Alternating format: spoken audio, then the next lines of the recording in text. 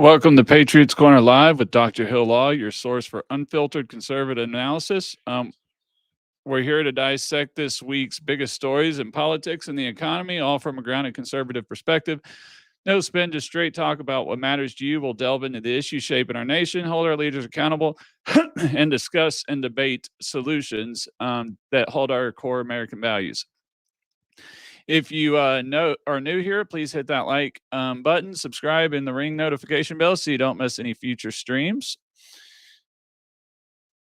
The media is in an absolute frenzy today. Congress has just passed what might be the most ambitious, controversial, and consequential bill this country has seen in a generation. After a historic tiebreaker vote was cast by Vice President J.D. Vance in the Senate on July 1st and a hard fought victory in the House, the one big beautiful bill is now on its way to President Trump's desk to be signed into law. The airwaves are already full of panicked headlines about its cost and scope, but what the critics and the talking heads on TV won't tell you is what actually is in the bill. They're focused on the political drama because they want you to get lost in the noise. While they obsess over the palace intrigue, we're going to focus on the substance. We're going to show you what's really inside this historic bill because this isn't just another spinning package. This is a fundamental course correction for America.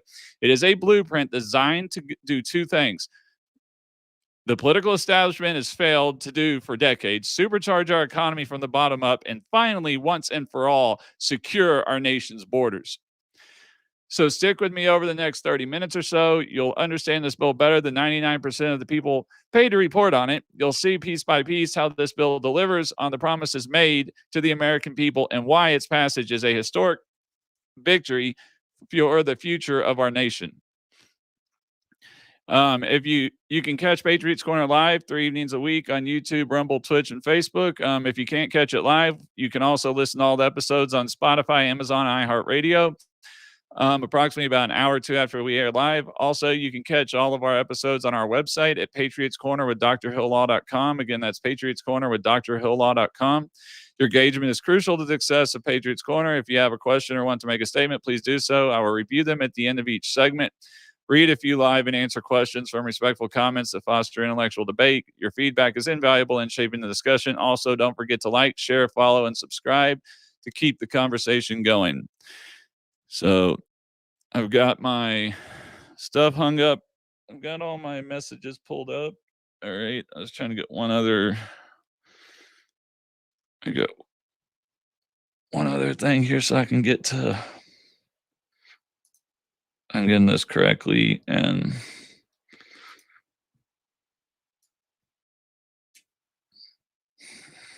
all right, trying to make sure I've got everything pulled up so I can see from all the different views. All right, there we go. So now I can see all the different chats ready to go. Let me get the drink real quick. I'll get started. All right. Before we delve into details, let's look at the grand vision here. At its core, the One Big Beautiful Bill Act, or OBBA, is an unapologetic pro-American, pro-worker, pro-family agenda. It's a direct response to years of economic stagnation, open borders, and a philosophy that put America last. The whole thing is built on a simple premise: a strong America starts with prosperous American families and secure American borders. This is a complete package that addresses the biggest challenges we face as a country. It's not a patchwork of small ideas. It's a comprehensive overhaul. The goals are crystal clear. First, to prevent the massive tax hike that was set to hit a huge majority of taxpayers at the end of this year when the 2017 Tax Cuts and Jobs Act expired. Second, to provide massive direct tax relief to working and middle-class families, small businesses, and seniors. Third, to unleash American industry by slashing regulations and rolling back job-killing green energy mandates. Fourth, to make a historic investment in our nation's border security and immigration enforcement. And fifth, to rebuild our military, ensure our national defense is second to none. Now, I know what the opponents of this bill are screaming about the cost. You're going to hear numbers from the Congressional Budget Office, the CBO, claiming it will add to the national debt. They're saying the bill will cost anywhere between $2.4 to over $3 trillion over the next decade. But here's what they won't tell you. Their models are fundamentally broken. They use what's called static analysis, which is like creating a diet plan that only counts the calories you eat, but not completely ignores the calories you burn from exercise. It's a deliberately incomplete picture. They see tax cuts as a cost, not an investment. Their models totally ignore the fact that a booming economy fueled by letting people keep more of their own money generates far more revenue than any tax hike ever could. The White House and other economists project that the pro growth policies in this bill will significantly boost GDP, creating a surge in jobs and wages that will offset a huge portion of the initial cost. This isn't about spending money we don't have. It's about investing in the engine of our economy, the American people. This bill isn't a cost, it is a down payment on a new era of American prosperity. We have a choice between managing decline and a bold strategy for growth. Congress decided to choose growth and not choose failure. Now, all right, get on segment one. Don't really have anybody showing in here yet. Got just one in each, so slow down for a second since I don't have any people in here. And then I'll get back onto it. Trying to get to. I wish it would make everything work perfectly when I set it up, but it doesn't have all the hashtags in there.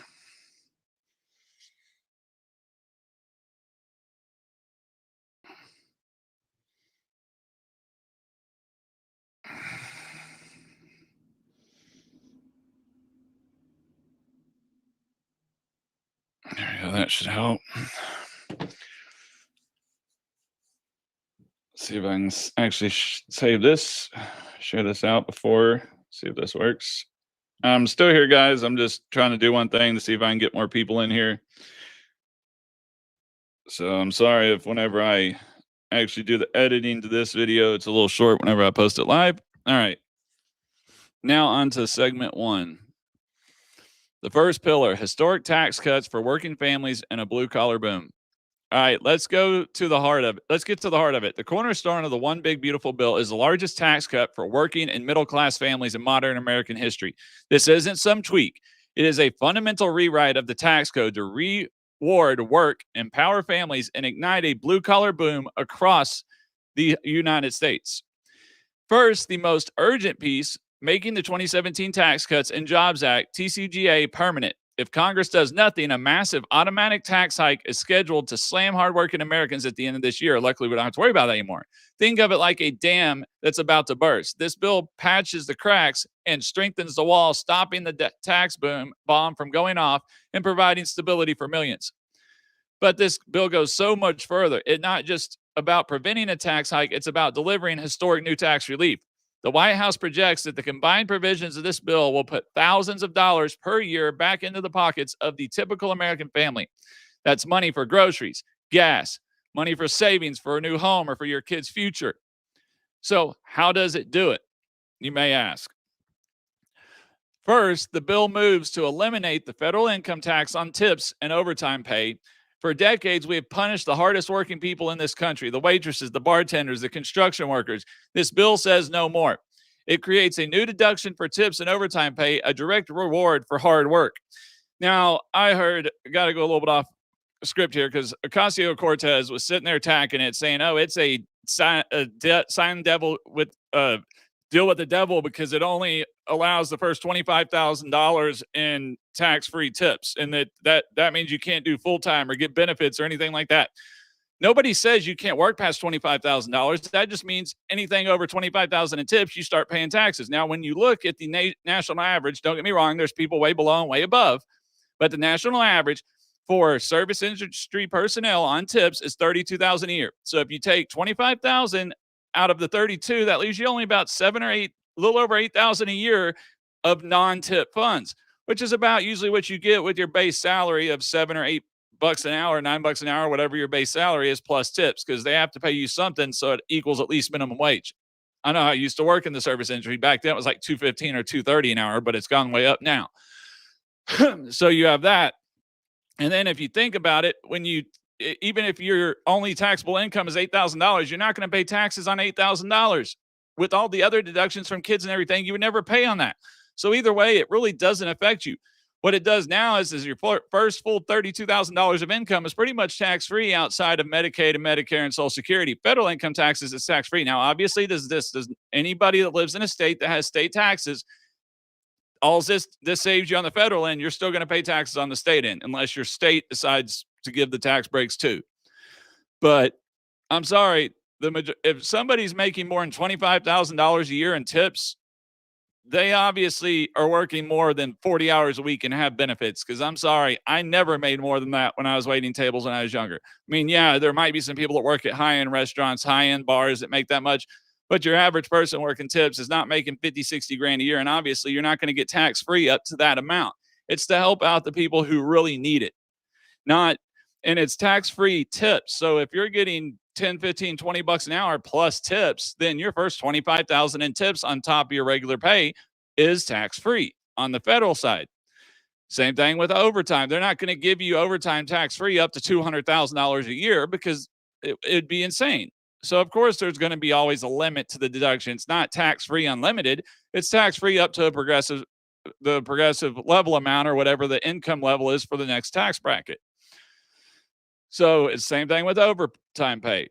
Now, second, the bill delivers huge relief for families by strengthening the child tax credit and creating innovative new programs like newborn savings accounts. This is a pro-family bill that recognizes the family as the essential building block of a strong nation. It's also just did the largest ever voucher program for private schools or schools in the world. It's also got a school choice section in there, this bill too, for school choice for vouchers. Third, we're talking about game-changing relief for America's small businesses. The OBBA would make the 20% pass-through deduction for small businesses permanent. This helps the mom and pop shop on the corner compete. The bill also renews critical pro-investment provisions like 100% immediate expensing, which lets a farmer immediately write off the full cost of the new equipment. This bill also has some major changes in it for the low-income housing, affordable housing tax credit, which is going to help the developers be able to get projects more projects will now be affordable.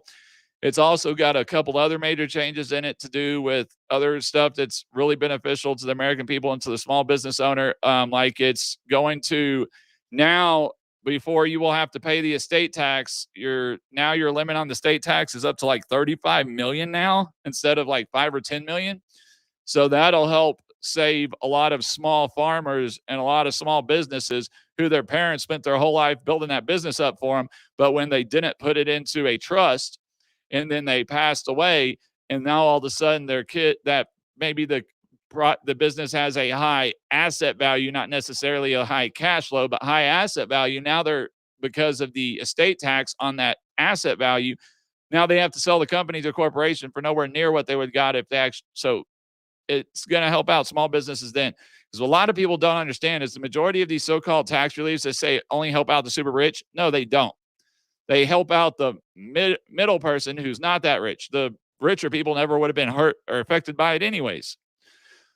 Finally, the bill delivers on another key promise, tax relief for our seniors. It creates a new enhanced tax deduction specifically for them, which will help ensure that a huge number of our seniors pay zero federal income tax on their Social Security benefits. This is a targeted plan to put money back into the hands of the people who earned it, to incentivize work and investment, and to fire up the American economic engine. It is a blue-collar boom in the making. It has nothing to do with all this other stuff that the left is trying to get and span out there.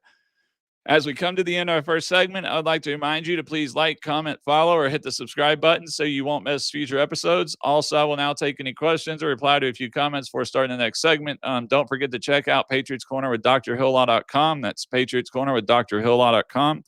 You can sign up for free to access our weekly blog, receive notifications about our next live show, and hit the subscribe button, which takes you to our locals community. There you can support the show, gain access to extra content, and participate in one-on-one discussions.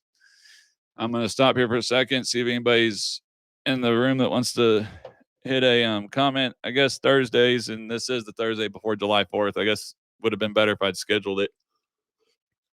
I meant to do it last night, but I didn't. And I'm going to hide stream.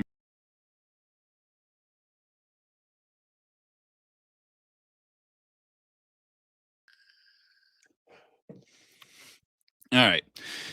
Yeah, I was going to do it last night, but just didn't do it. And I guess today it's kind of not as busy as usually would be. Usually it's I got a lot more people in here, but I guess tonight's kind of slow because everybody's out for 4th of July. Hopefully, I'll get some good get out as far as it goes on getting out to people and having people watch it. Hopefully, I'll get it there. But all right, let's go ahead and get on to segment 2. All right, the second pillar, unleashing American energy and industry. The second pillar of this bill is about unlocking the immense power of American industry and achieving true energy independence. For too long, our economy has been shackled by a web of suffocating regulations and job killing green energy mandates from policies like the so called Inflation Reduction Act. The bill takes a pair of bolt cutters to that red tape. Think of our economy as a powerful engine that has been forced to run on watered down fuel with a clogged filter. This bill is about flushing the system and filling the tank with high octane American energy. All right, first, the OBBA rolls back the most disastrous green mandates that have driven up energy costs for families and made our country more dependent on foreign adversaries. It puts an end to the war on American oil and gas and streamlines the approval process for new energy projects right here at home. While I am all about clean energy and all that stuff and so is President Trump, the one thing we are not for is forcing us to build wind solar power that we haven't had a solar upgrade in over 20 years. Wind power doesn't create half of what it costs to make. It's more expensive. If we're going to go green energy, we need to look at gas and we need to look at nuclear power. Those are the two cleanest energies and the two least expensive that we've actually had massive increases in and massive advances forward in technology. Not like we have with green energy and everything else, that the so-called green energies that actually burn out more, that cost you more in CO2 and all that stuff burn trying to make it than it actually ever produces green CO2 free.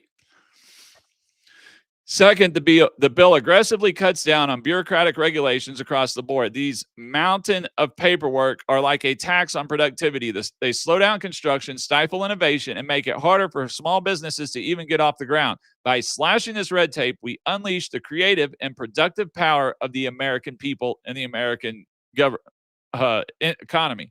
This isn't about choosing between a clean environment and a strong economy. That's a false choice. It's about common sense. It's about ensuring that the energy that powers our homes and factories is affordable, reliable, and produced by American workers. It is a direct strategy to lower inflation and make America the dominant energy power in the world once again. Now, as we come to the end of our second segment, I'd also again like to remind you, please like, comment, follow, or hit the subscribe button so you won't miss future episodes. Also, I will now take any questions, reply to your comments before starting the next segment. Don't forget to check out Patriots Corner with drhill.com. Again, that is Patriots Corner with drhill.com. You can sign up for free to access our weekly blog, receive notifications about our next live show, and hit the subscribe button, which takes you to our locals community. There you can support the show, gain access to extra content, and participate in one-on-one discussions. So, still really haven't seen much more people tonight. Oh, one more person in there. Not really anybody in locals or Rumble is usually my best. Looks like I got one other person in Rumble, so I'll get started on segment 3 now.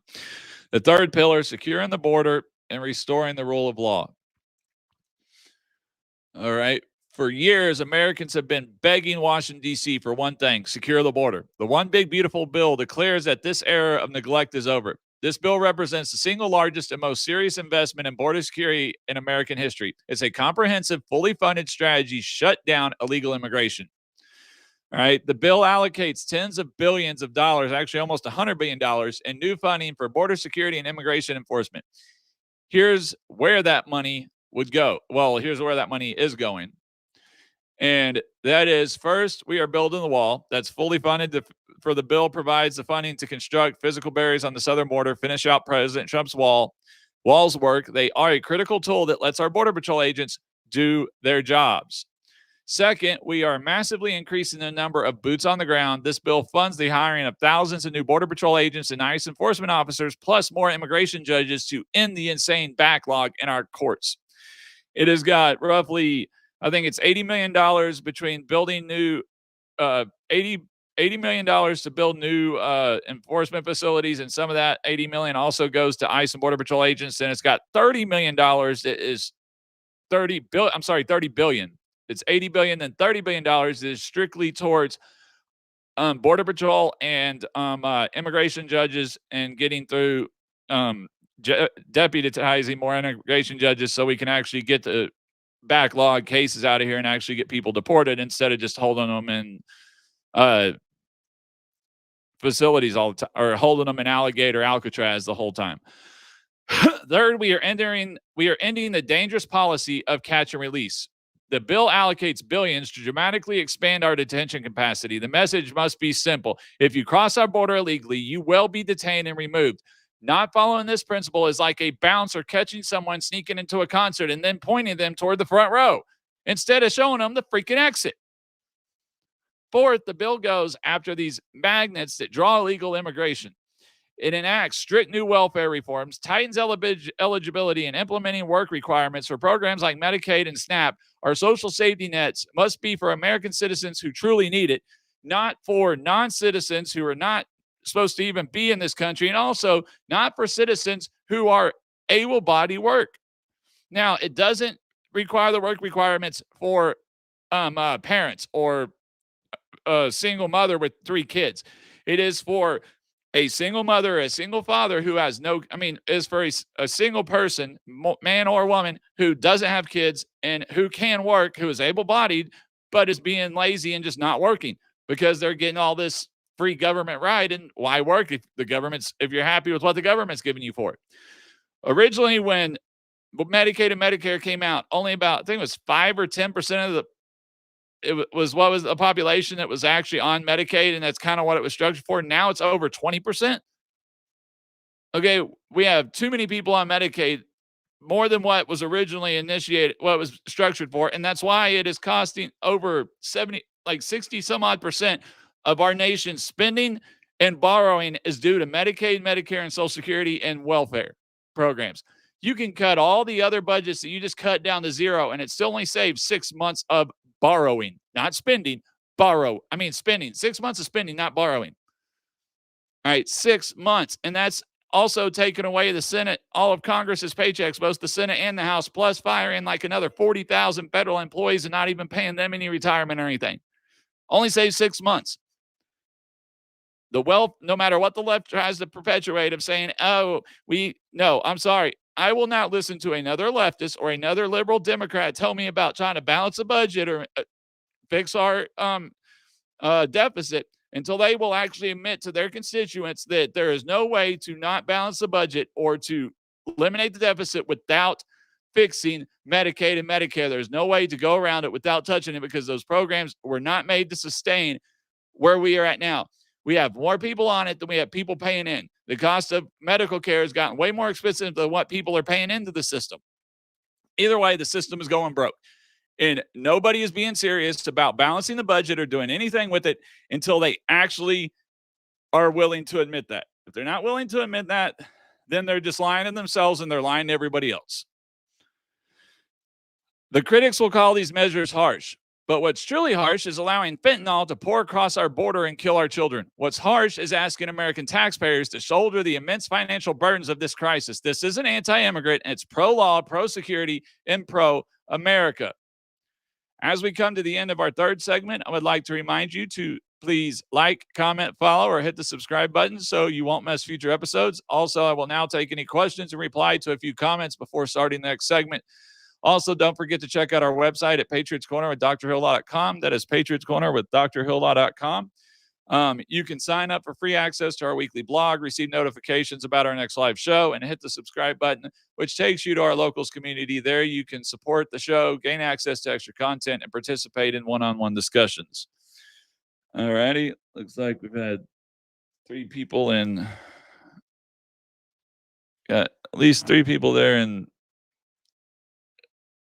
YouTube. Looks like we got 3 people in Rumble right now. Alrighty. Let's get on to the 4th pillar. Okay, rebuilding our military and projecting American strength. A nation can't be prosperous if it isn't secure. The fourth critical piece of the One Big Beautiful Bill is a historic reinvestment in the United States military, reversing years of decline. This bill authorizes a massive increase in defense spending, and this isn't just random spending. It's targeted to fix critical gaps. A significant chunk is dedicated to modernization, next-gen fighter jets, new naval vessels, to rebuild our shipbuilding industry, and an overhaul of our nuclear arsenal.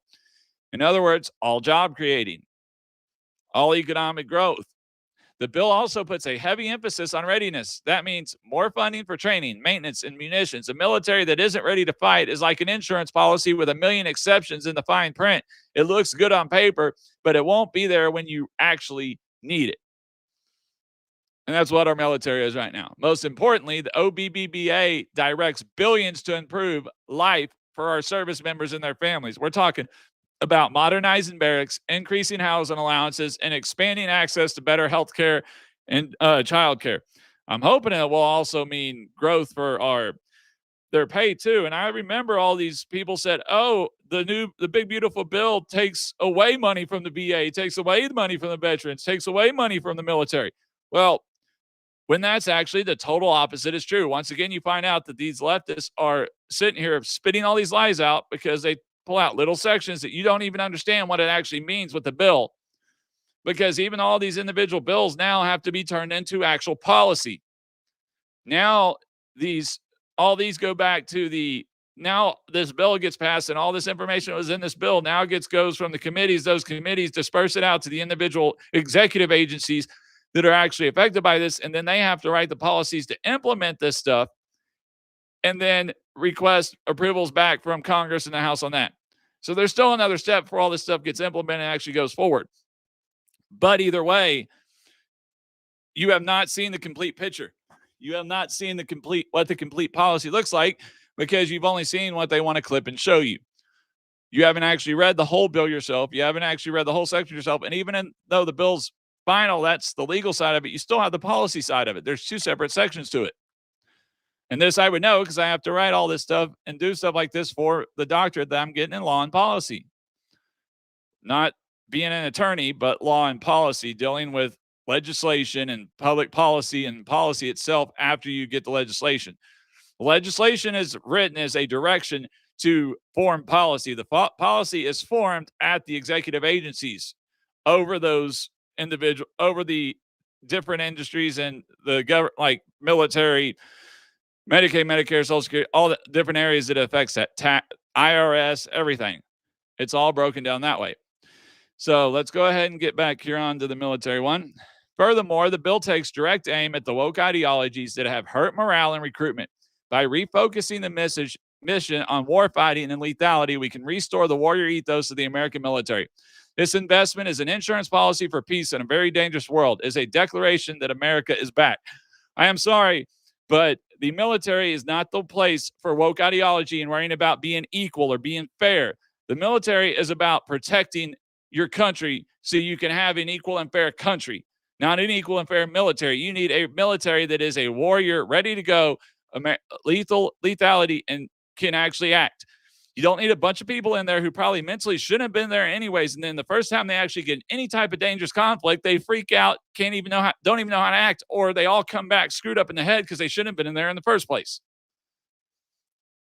It just doesn't work that way. Not everybody is meant to be a military person, meant to be a warrior. This last 20 years proved that when you look at how many people have come back with PTSD and everything.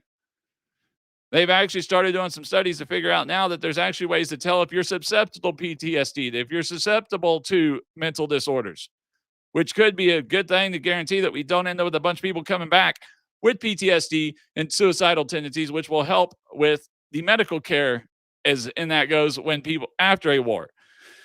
So it might be, obviously it would really affect the amount of people that we could have into the military, but it would help with the actual lethality and readiness of those people in the military. Because if you get in the action, no matter how much you train, the first time you have to pull that trigger, the first time somebody fires you and that bullet goes whizzing by your head, you freeze up. All your buddies, you just got yourself and possibly all your buddies knocked out. So you've got to be ready to go. You got to be ready to act. You can't think. You got to just act. You can't let it. You've got to be able to know how to operate with your adrenaline going at 100. So as we come to the end of our segment 4, I'd like to remind you to please like, comment, follow, or hit the subscribe button so you won't miss any future episodes. Also, I would now take any questions, reply to a few comments before starting the next segment. Don't forget to check out Patriots Corner at drhillaw.com. That is Patriots Corner with drhillaw.com. You can sign up for free to access our weekly blog, receive notifications about our next live show, and hit the subscribe button, which takes you to our locals community. There you can support the show, gain access to extra content, and participate in one-on-one discussions. Also, before I start on addressing opposition, if enough people ask for it, I can do a more in-depth show that actually goes over everything and actually breaks down the main sections of the bill and legislation and try to get as much broke down. It'll be easier once it actually here another 30 to 90 days once we have the actual policy for it. But if y'all want the true broke down the whole bill and want to listen to that boring of a episode that goes that far into the legal policy side of it, then I can. But tonight I was just trying to break down give the overall view of it and everything without going into the real boring legal aspect of it that most people would get bored and not want to hear with. So now, obviously, I would like to address the opposition. Now, the opponents of this bill are doing everything they can to stop. They tried to do everything they could to stop it from passing the House, but their arguments were predictable and dishonest. So let's tackle them head on. All right. The biggest complaint is about the national debt waving around that CBO report, but their argument is built on a lie. First, they completely ignore the cost of doing nothing. If we let the 2017 tax cuts expire, a massive tax hike would likely plunge us into a recession. The CBO's baseline assumes that devastating tax hike happens. It's a dishonest accounting trick. So yeah, this massive increase that's going to happen based on the current budget, that current budget's already accounting for the tax hikes. It's not taking the budget without the tax hikes. So it's a trick and it's dishonest. Second, as I said, their static model refuses to admit that pro-growth policies generate economic growth. They pretend money left in the private sector just disappears. That's not true. It gets invested, spent, and used to hire people, creating new tax revenue. We saw this happen at the very beginning of President Trump's first time of the 2017 Jobs and Tax Cut Act. We just didn't get a full good 3-4 years of getting to see it because we had COVID start, which then that slowed everything down. So it kind of affected the overall numbers. The other major lie you will hear is that these tax cuts only help the wealthy. This is the most pro-worker tax bill in decades. Who benefits from eliminating tax on tips? Waitresses and waiters. Who benefits from a bigger child tax credit? Working families. Saying this bill only helps the rich is like claiming a rising tide only lifts the yachts. This plan is designed to lift every boat, starting with the family dinghies.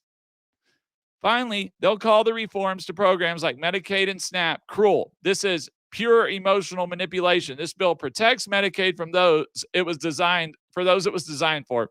What it does do is it implements common sense work requirements for able-bodied adults without dependence, a policy proven to lift people into the dignity of work, which means we're getting creating more taxpayers. We're increasing the amount of people that are in the workforce right now. And right now we're pretty much at 100% employment, which means the only way to grow that employment is to bring more people back into the workforce. We can't expect people who aren't in the workforce we can't really grow the strength in unemployment anymore because we're roughly at 100, based on economic numbers, we're at 100%. The only way we can do is grow the employment participation. One way to grow the employment participation is by eliminating the amount of people who are on welfare and decide they don't need to work, who decide that they should just live off the government for free because the government owes them when the government doesn't owe them nothing. I wish I had a cut from the speech that the Speaker of the House gave today before the vote, because, man, he gave some really good analogies and made some really good comments about the argument the opposition made on this. And I just wish I had it to play because it was really, really good speech that he gave. So what does this all mean now that Congress has passed this bill? What kind of America will it build? It's an America where hard work is rewarded again, where a waitress can keep her tips, a factory worker can take an extra shift without the government taking an extra cut, It's an America where families are strong, where the tax code helps parents, and where seniors can live in peace. All right. It is an America where secure borders and the rule of law, a nation without borders isn't a nation. And this bill finally takes that seriously. And it is an America that's strong on the world stage with a military that's rebuilt and ready to defend our freedom. This bill is a declaration of independence from the failed ideas of the past. The critics spot it because it threatens their power and exposes their failures. This bill offers a better path. It's a blueprint for a stronger, more prosperous, and more secure America. Now, while it's not the best and it's not perfect, no bill's ever going to be, because every different constituents in different areas are looking for different things. So that's always going to be a little different. But this bill is the largest, most historic changes as far as one bill goes all at one time and possibly the history of Congress. In that aspect, it is great. But now, obviously, because was there more cuts to spending and stuff that we could have done to more waste and all that stuff? And could we have rescinded more payments and stuff to balance the budget out more? Yes, but a lot of that stuff has to be done with supermajorities. It can't be done in this, or it can't be done in this large of a bill. It has to have bipartisan votes. So just reason why everybody voted for us, because the president has promised that we will still move forward with those. He will work with them to move forward with recession packages or rescission packages, where they will take that money back, send packages to cut the spending. He will work with them to get appropriations bills to cut that spending and cut that debt. So that's more work to do, but it can't all be done in one bill. This is already, okay, they got this bill done in 5 months. You know how many, this bill is as big, if not larger, than the Obamacare Act, Healthcare Act. You know how long it took Democrats to get that one through? And they had a larger majority than the Republicans do now. They had a larger majority in both houses. It took them 9 months to get that bill through. Congress got this done in 5 months, 940 pages worth. That is a lot to get done in 5 months, especially in Congress, in Washington, D.C. That's at light speed for Washington, D.C. So it's time to get it going and get it work, and everybody will start actually seeing this is going to be. This historic victory was won in the halls of Congress, and now the bill is on President Trump's desk, ready to be signed in the law on the 4th of July. Just as he promised. The swamp fought us every step of the way, but the will of the American people won. Now is the time to celebrate and get the truth out. Your representatives who voted yes need to hear from you. Call them, email them, thank them for standing strong. Let the White House know you stand with President Trump as he prepares to sign the One Big Beautiful Bill Act in the law tomorrow, as we start the countdown to the 250th birthday of the United States of America. And obviously, I want to say happy 4th of July to everybody out there. Hope you enjoy it with your fans and stuff. To all the leftist liberals who say, oh, no King's Day, I'm not celebrating 4th of July. Well, one, if President Trump is a dictator, a king, you wouldn't be able to say that. You would have been arrested for saying that. You would be in prison right now for even putting that online. The 4 million people that supposedly showed up to those No Kings rallies would be in prison. They'd be in a gulag. They wouldn't be on the streets. He is not a dictator. He is not an authoritarian. There are countries in Europe that don't claim to be dictators that will arrest you for speaking out against the politicians. They do it all the time, silently come to their houses after they put stuff on social media and then arrest them for it. Because free speech is not free. The freedom of speech we have here is not the freedom of speech you have there. And they're not considered dictators, and they would still get arrested for doing that. So he is not a dictator, nowhere near it. Y'all are just mad because he is not a liberal, socialist, communist, Democrat who actually want to be dictators because they think they know better than anybody else does. And if you're not on their side, then you're the one that's got something wrong with you. So please share this video. Send it out to your friends and family. Help them understand what's actually at stake and what we have achieved together. And be sure to subscribe to this channel. We'll be tracking the fight in the House every step of we'll be tracking the rest of the bill as they get it implemented and everything, and all the policies that will have to be written and implemented to get this going forward. And thank you for watching. You can catch Patriots Corner with Dr. Hill live 3 nights a week. Right now, I'm going to try Monday, Wednesday, Fridays. Should be good. Back to doing that. Current times, starting after this week, it should be around on Mondays and Wednesday. Mondays should be around 7:38. Wednesdays should be around 5 to 6. Fridays around, well, probably Fridays and Wednesdays at 7 p.m. Mondays will be 7:30 or 8. Just depending on how long it takes me to get home, get the rest of my stuff all set up and all that. So please subscribe or follow and sign up on our website at Patriots Corner with drhillaw.com to receive notifications every time we go live. Each episode will be uploaded and available on Rumble, YouTube, and Spotify. Currently, and also on iHeartRadio and Amazon. And thank you for listening. Y'all have a good night and great 4th of July.